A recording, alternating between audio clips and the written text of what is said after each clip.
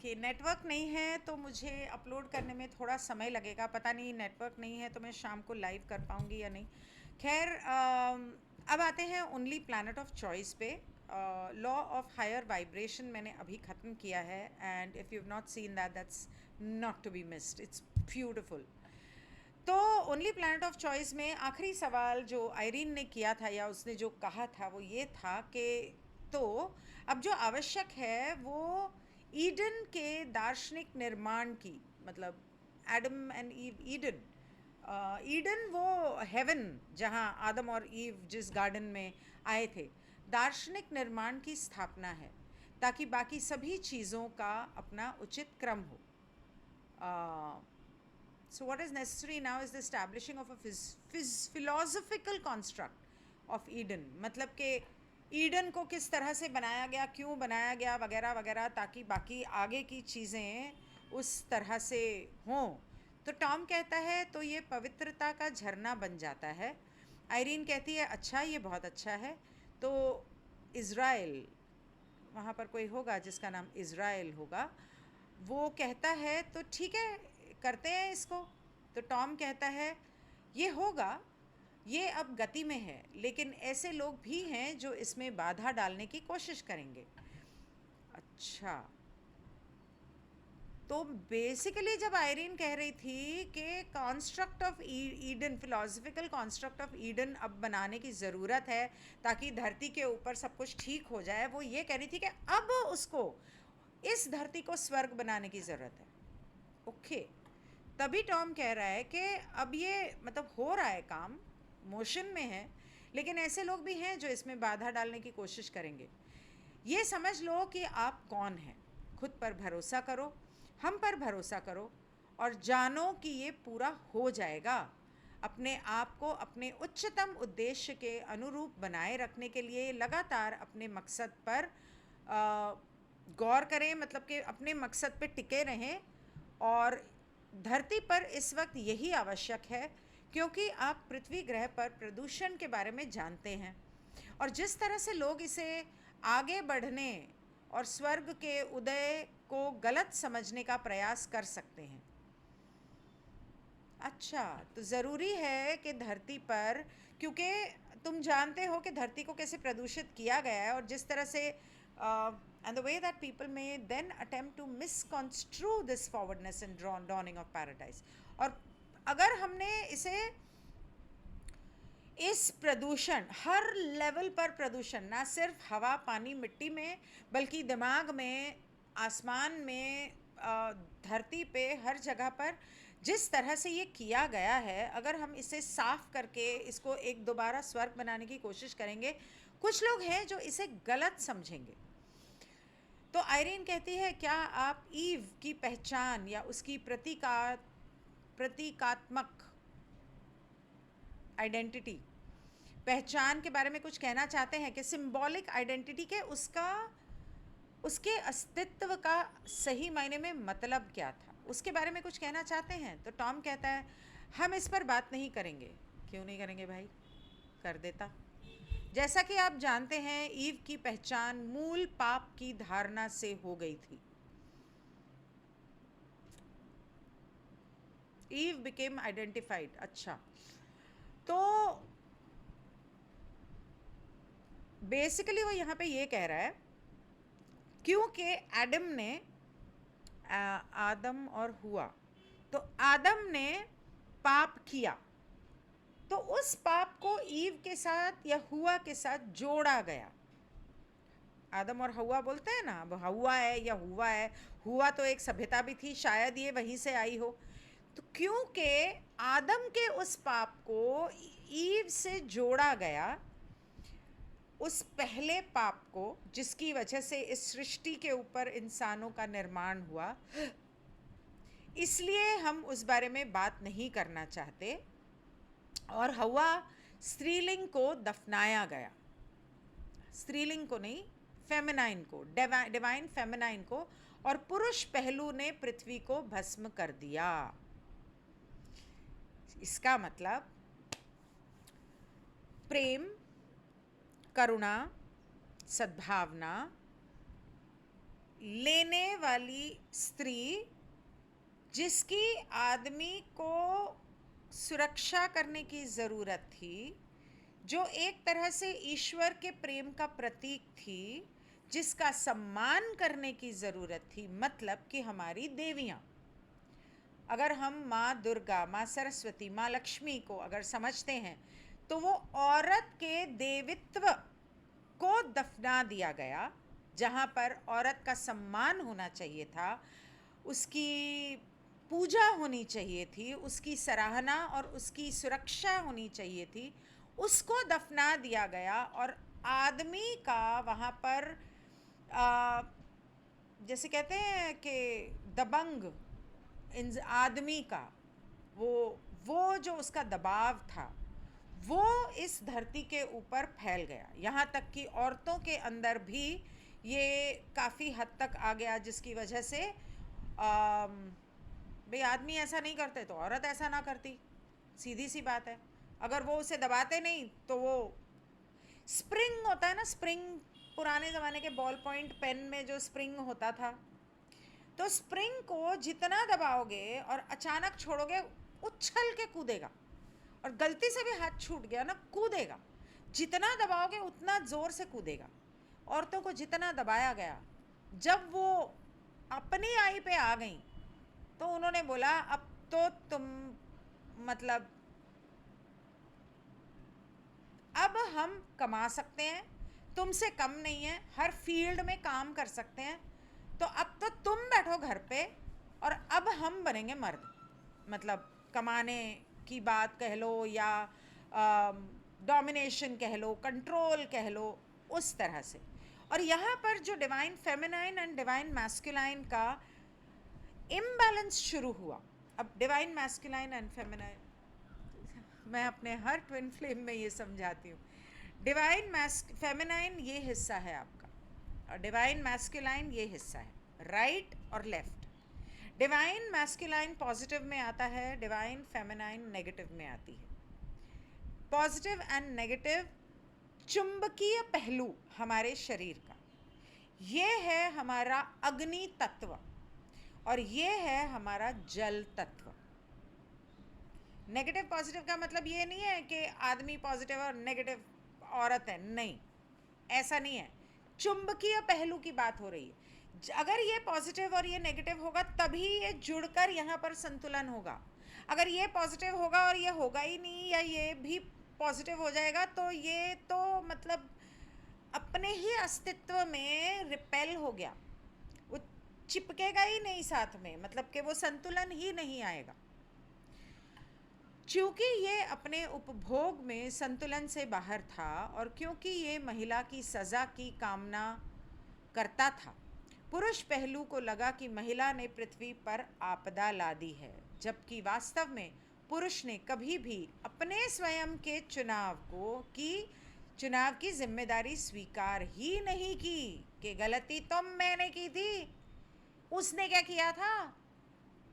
मैंने की थी गलती, तो वो नहीं मानेगा। नार्सिसिस्ट होते हैं इसलिए सारे आदमी, मारेंगे थप्पड़ और तुमने बदले में थप्पड़ मार दिया तो बोलेंगे तूने मुझे थप्पड़ मारा, तेरी हिम्मत कैसे है मुझे थप्पड़ मारने की? अरे पर मैंने छोड़ क्या किया, तूने मुझे थप्पड़ मारा।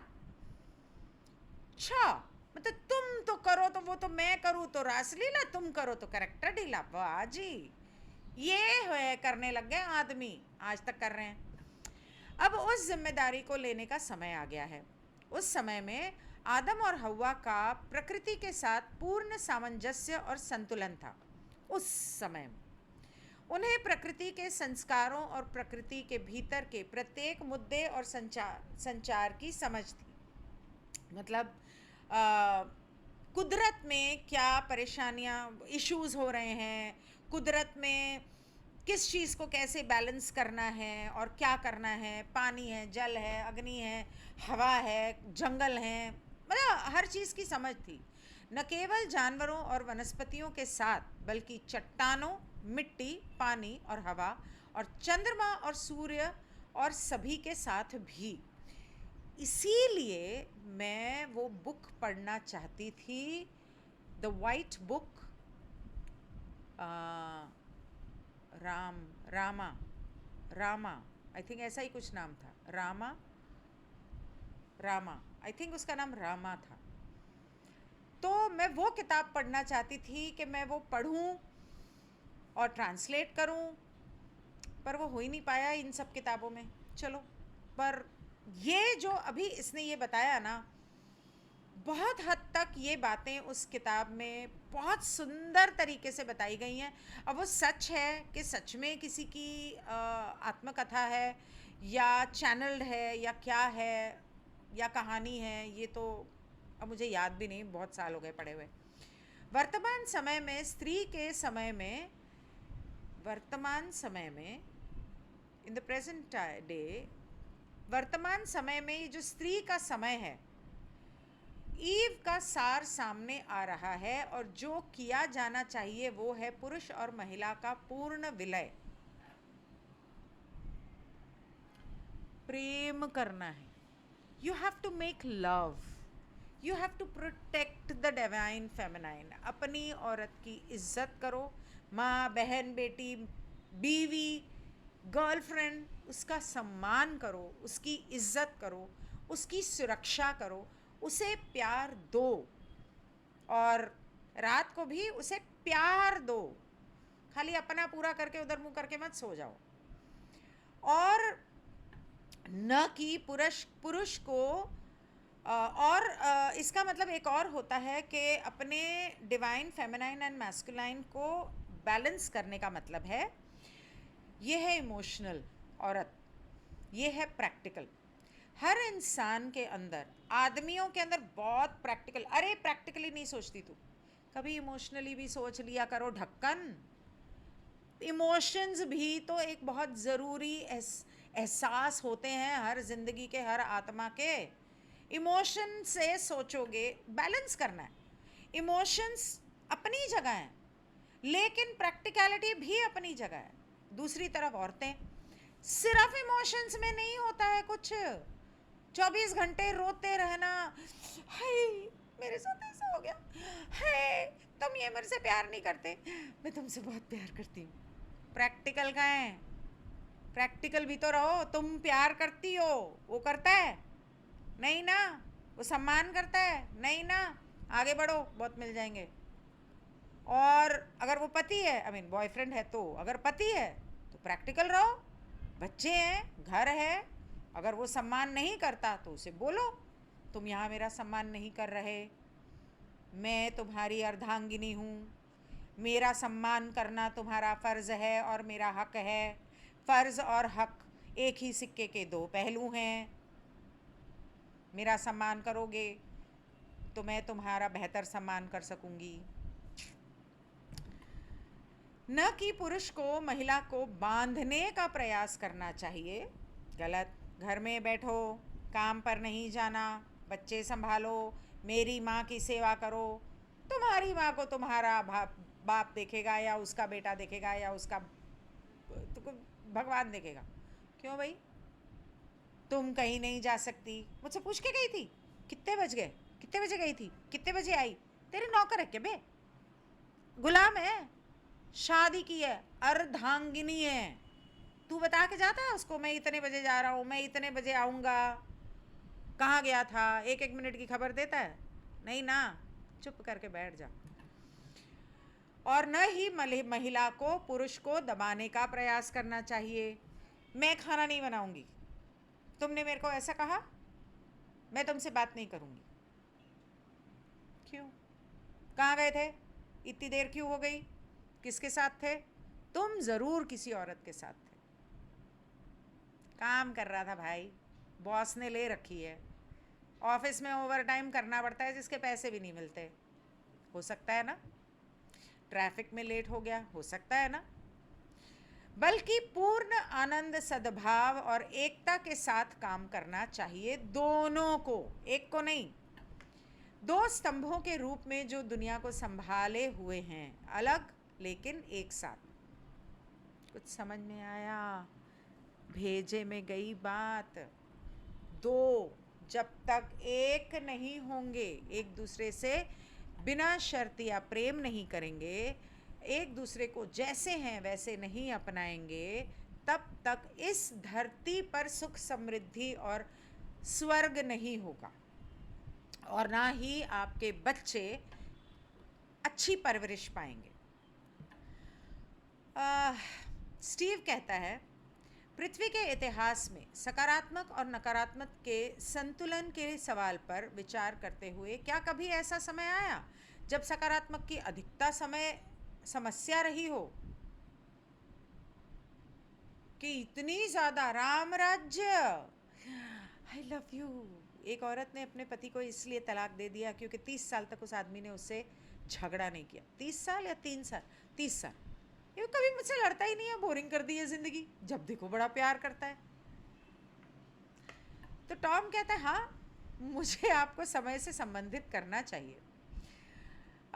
सकारात्मकता की एक ऐसी स्थिति थी जब सभी पक्षी गाते थे, सभी जानवर प्यार करते थे और सभी फूल खिलते थे, और वो आदम और हव्वा के काल के दौरान, अकेसु के काल के दौरान था।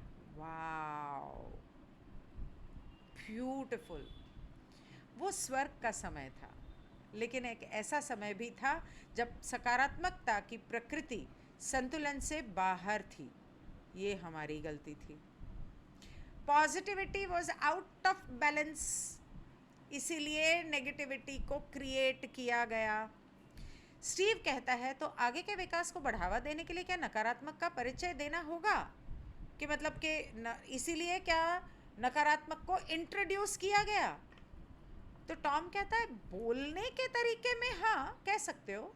हमने इच्छा के परिणाम की आशा नहीं की थी कि इंसान की जब इच्छा उत्पन्न होगी तो वो इस हवा को चुनेगा, ईश्वर की बात नहीं मानेगा। और हमने ये अनुमान नहीं लगाया था कि इंसान के लिए उसकी इच्छाएं इतनी प्रबल हो जाएंगी। आज मेरा पिज्ज़ा खाने का मन कर रहा है, आज मेरा पार्टी करने का मन कर रहा है, चलो पार्टी में आज ड्रिंक करते हैं।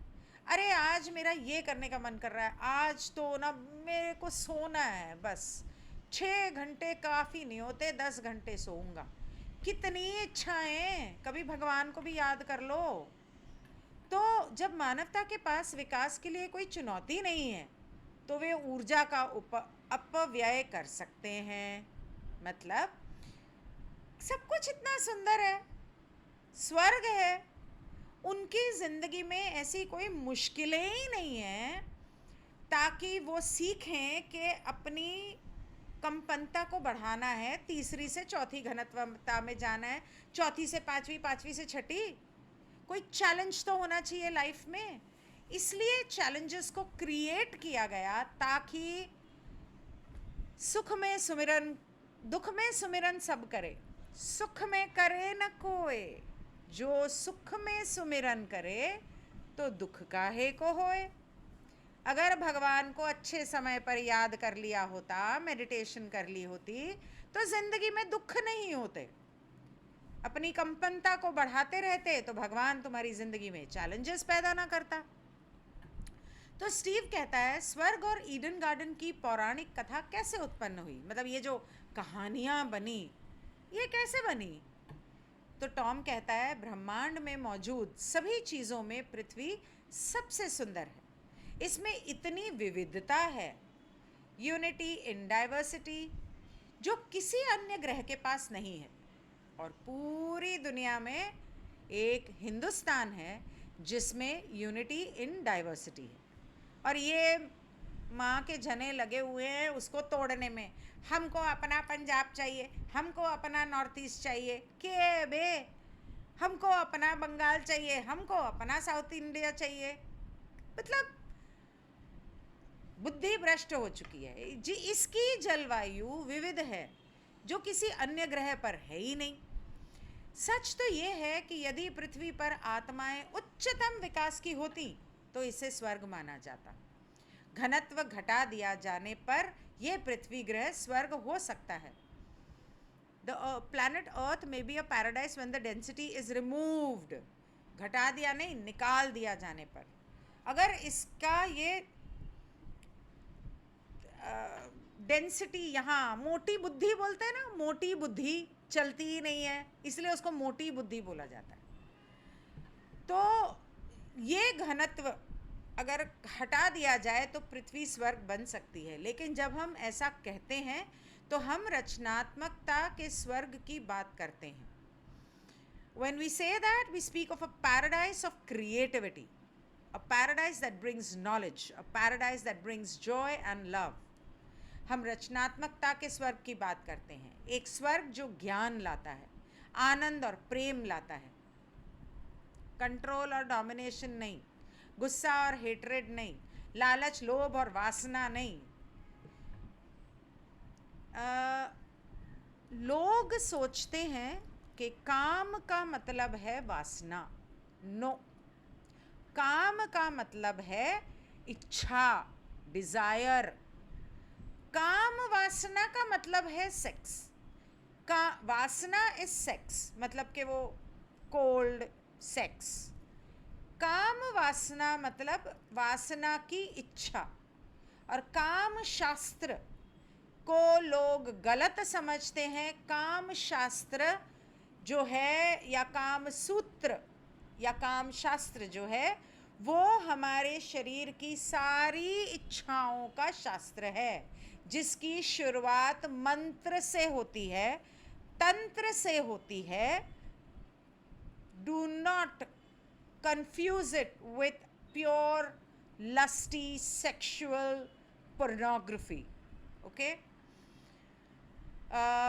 एक स्वर्ग जिसमें मनुष्य स्वयं को ठीक कर सकते हैं या चाहें तो दर्द का अनुभव कर सकते हैं। चाहे तो, आप ना चाहो तो नहीं करोगे। लेकिन अभी कुछ समय पहले मैंने एक वीडियो किया था जिसमें मैंने बताया था कि एक औरत ने कैसे किसी के हाथ को बस ऐसे सहलाते सहलाते उन नसों के द्वारा उसके दिमाग को ये मैसेज दिया कि तुम्हें इस दर्द की ज़रूरत नहीं है, सब कुछ ठीक है। और उसका हाथ जो ना सीधा होता था ना उठता था, फ्रोज़न शोल्डर था, वो ठीक हो गया 10-15 मिनट में। लेकिन ये कोई स्वर्ग नहीं है जहाँ सारी चुनौतियाँ दूर हो जाएंगी, सारी प्रगति दूर हो जाएगी, सारी पीड़ा दूर हो जाएगी। आप उसे कितना भी स्वर्ग बना लो देखने में, रहने में, लेकिन ऐसा स्वर्ग किस काम का जहाँ पे आपकी उन्नति ना हो, आप ज्ञान ना सीखो, आपके अंदर प्रेम की बढ़ोतरी ना हो। जब दुख, दर्द, चैलेंजेस सब निकाल दिए जाएंगे तो उन्नति रुक जाएगी। अगर आप बिजनेस कर रहे हो, आप कमा रहे हो, जब तक आपके मोहल्ले में आपकी दुकान है, किसकी है, मतलब कुछ भी, ड्राई फ्रूट की दुकान है, आप अकेले हो, मस्त बिजनेस कर रहे हो। जैसे ही कंपटीशन आएगा, किसी और ने, वो किराने वाले ने भी ड्राई फ्रूट रखने शुरू कर दिए, देख के कि आप तो बहुत कमा रहे हो, तो उसने भी रखने शुरू कर लिए। अब आपको क्या करना पड़ेगा? उन्नति करनी पड़ेगी, कुछ बेहतर करना पड़ेगा। या तो डिस्काउंट या सेल लगाना पड़ेगा, या उसके अंदर कुछ ऑफर्स देने पड़ेंगे, या आपको कुछ वैरायटी बढ़ानी पड़ेगी। चैलेंज आया तो उन्नति हुई। अब उसके अलावा जो आपने किया उसने भी ऑफर देने शुरू कर दिए। अब आपको अपनी कमाई करनी है भाई, मतलब वो कैसे कर सकता है? दुकान तो पहले मैंने खोली थी, तो आप क्या करोगे? आपकी दुकान पुरानी हो गई है, 10 साल से वैसी की वैसी सड़ी हुई लगती है, उसकी भी वैसी ही है। आपने सोचा चलो लोगों को आकर्षित करते हैं, तोड़ ताड़ के बड़ा सा, मतलब बड़ी दुकान कर दी, उसमें मतलब डेकोरेशन लगा दी, बैठ के मतलब चुनने के लिए, ट्राई करने के लिए, साथ में मिठाइयाँ भी रख ली। उन्नति हुई ना? चैलेंज जब तक नहीं आएगा उन्नति नहीं होगी। और दर्द जब तक नहीं आएगा, दर्द हमारे शरीर में क्यों आता है?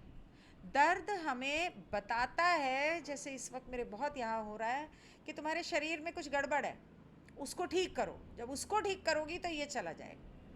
वो बीमारी नहीं होती, ज़ुकाम बीमारी नहीं होती, बुखार बीमारी नहीं होती, खांसी बीमारी नहीं होती। वो निशानी होती है कि तुम्हारे शरीर में कुछ गड़बड़ है, उसको ठीक करो। मतलब टॉक्सिन्स हैं तुम्हारे शरीर में, टॉक्सिन्स को अपने शरीर से निकालो। वेजिटेरियन खाओ, स्प्राउट्स खाओ, नट्स खाओ, मूंगफली, बादाम, पिस्ता खाओ, हरी सब्जियां खाओ, खुश रहो, पानी पियो। और पानी अगर तुम्हें स्प्रिंग वाटर, नदी का पानी नहीं मिल रहा, झरने का पानी नहीं मिल रहा, तो ताज़े फल खाओ, क्योंकि उसके अंदर नेचुरल पानी होता है। नारियल पानी पियो। तो आपका शरीर, अगर आप उसको टॉक्सिन्स फ्री रखेंगे तो आपके शरीर में दिक्कतें नहीं आएंगी। एक्सरसाइज भी ज़रूरी होती है, योगा, इसको अगर करते रहोगे तो ऐसे दर्द नहीं आएंगे। ये एक स्वर्ग होगा जिसे मनुष्य अपने स्वयं के विकास, ब्रह्मांड के साथ अपने संबंध की, अपनी समझ और अपने लिए, अपने साथियों के लिए, ग्रह पृथ्वी के लिए जिम्मेदारी स्वीकार करके बना सकते हैं। अगर वो अपनी जिम्मेदारी स्वीकार करें तो सभी को पूर्णता में लाया जाएगा। यहाँ पर ये वाला चैप्टर ख़त्म होता है और नेक्स्ट चैप्टर जो है इसके बाद जो शुरू होने वाला है वो है एल्टियन का चैप्टर, मतलब एटलांटिस की history. This is going to be interesting. Good bye.